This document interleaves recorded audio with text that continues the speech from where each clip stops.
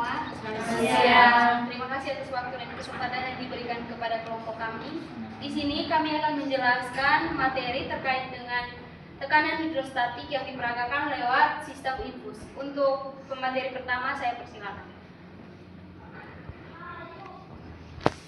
Baik, di sini saya akan melanjutkan materi tentang latar belakang.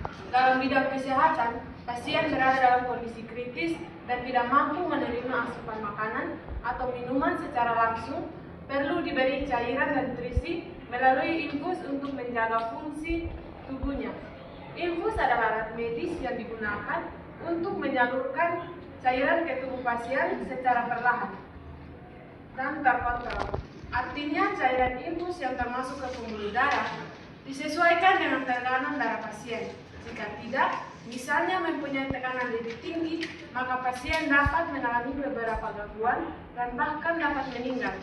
Selanjutnya, jika infus dibuat agak deras, maka pasien akan merasa ngilu, terasa ada cairan merambat pada pembuluh darah.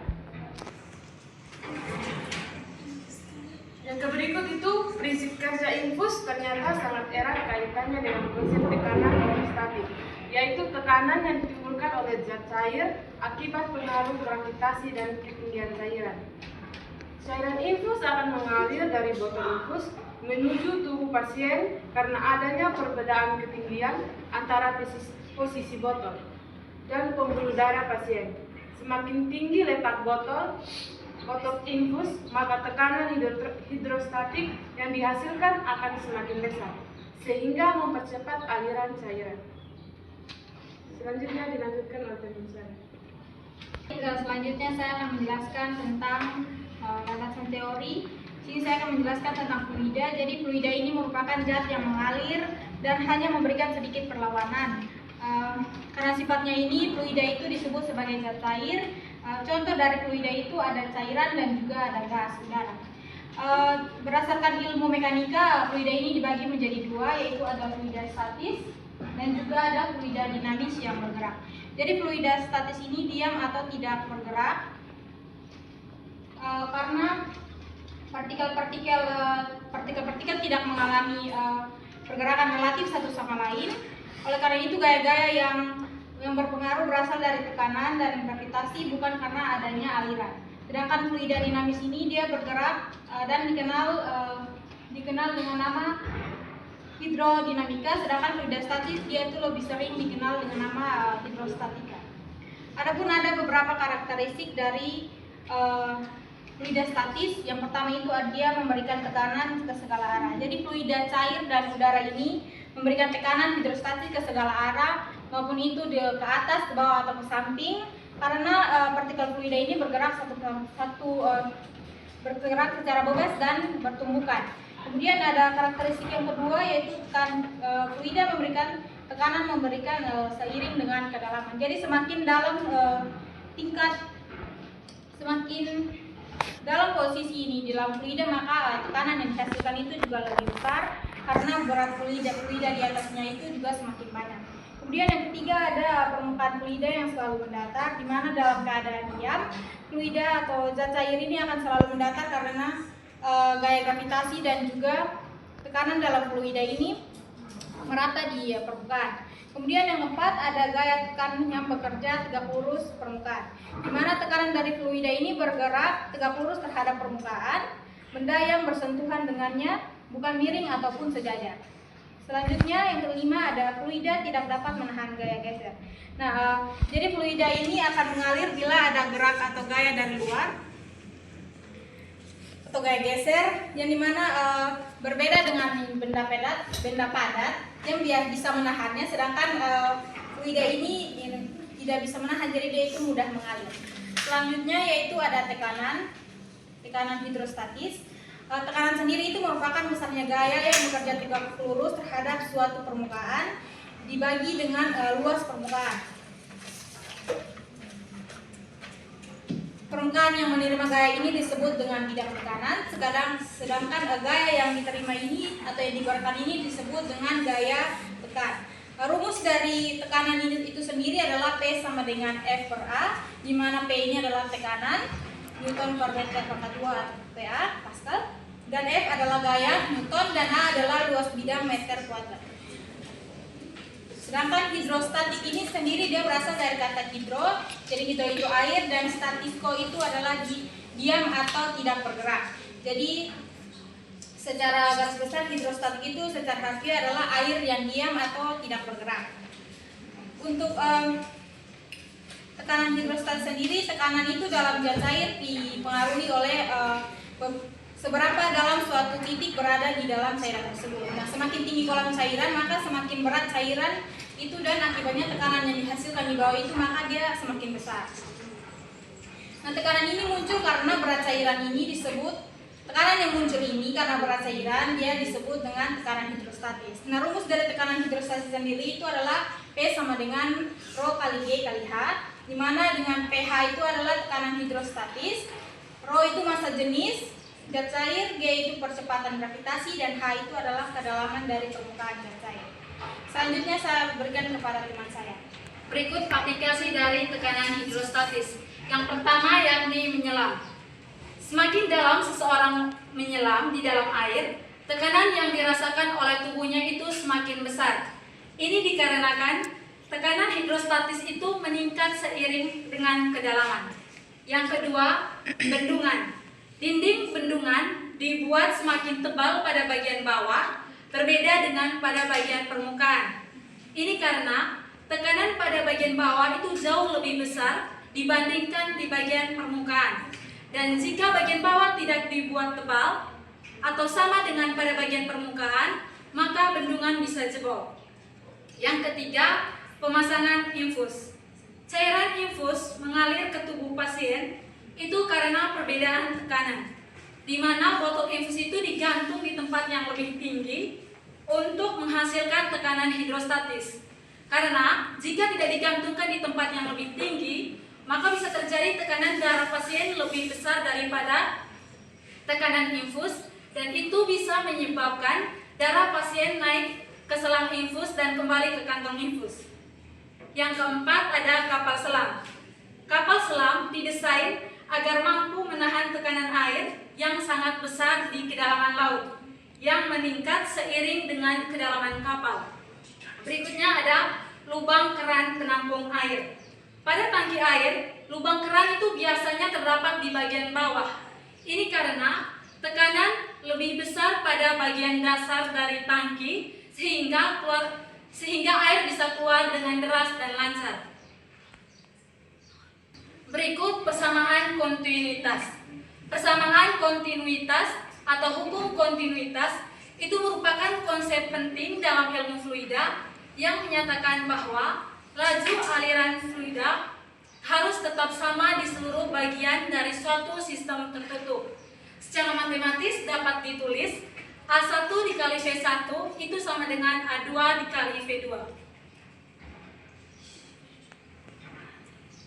Baik, adapun alat dan bahan yang digunakan yakni yang pertama itu botol plastik sebagai wadah cairan.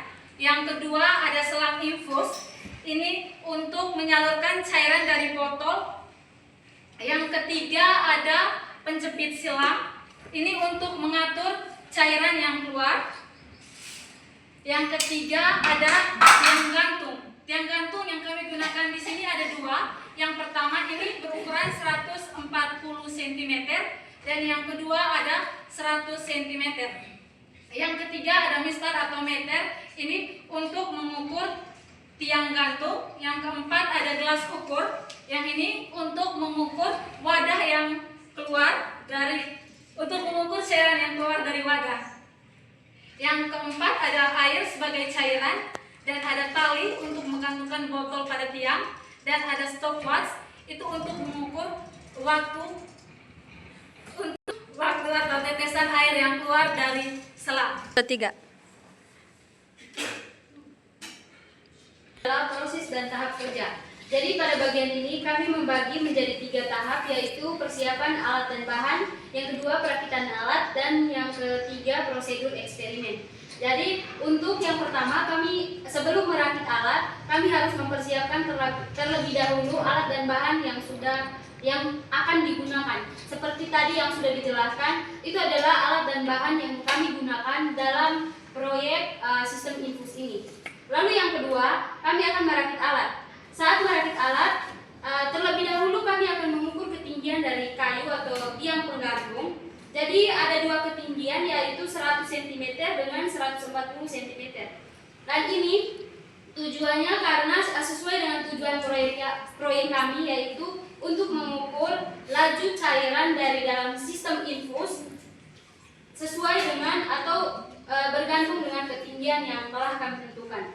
Lalu yang kedua, kami akan melubangi tutupan botol bagian ini untuk menghubungkan selang infus ke gelas ukur. Lalu yang berikutnya, buat lubang botol di bagian dasar untuk mengikat tali pada gantungan.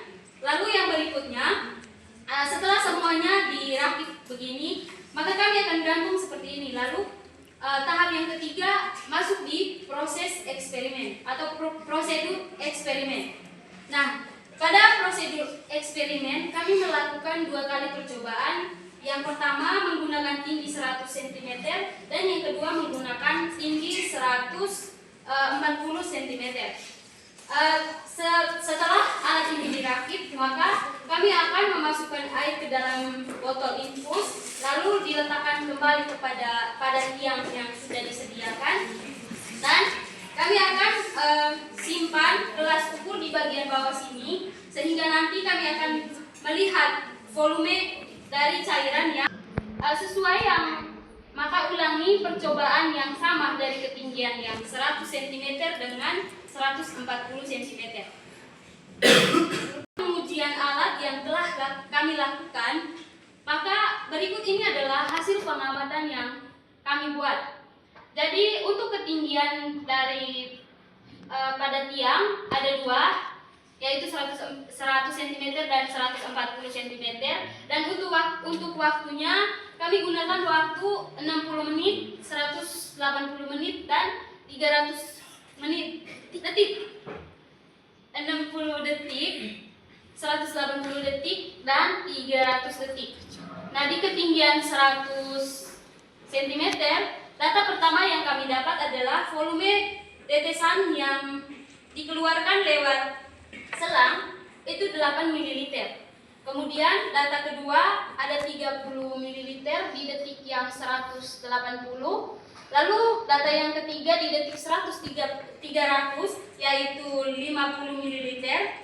Kemudian berikutnya pada ketinggian 140, data yang kami dapat, yang pertama ada 15 ml, yang kedua ada 40 ml, dan yang ketiga ada 80 ml. Karena tujuan dari percobaan yang kami lakukan adalah untuk mengetahui debit air yang keluar melalui selang, maka untuk itu kami akan menghitung debit menggunakan rumus volume per satuan waktu. Jadi 8 ml dibagi dengan 60 ml, maka dapatnya 0,13 ml per sekon. Kemudian yang kedua 30 ml dibagi dengan 180 detik sama dengan 0,167 ml per sekon. Selanjutnya bisa teman-teman lihat pada slide.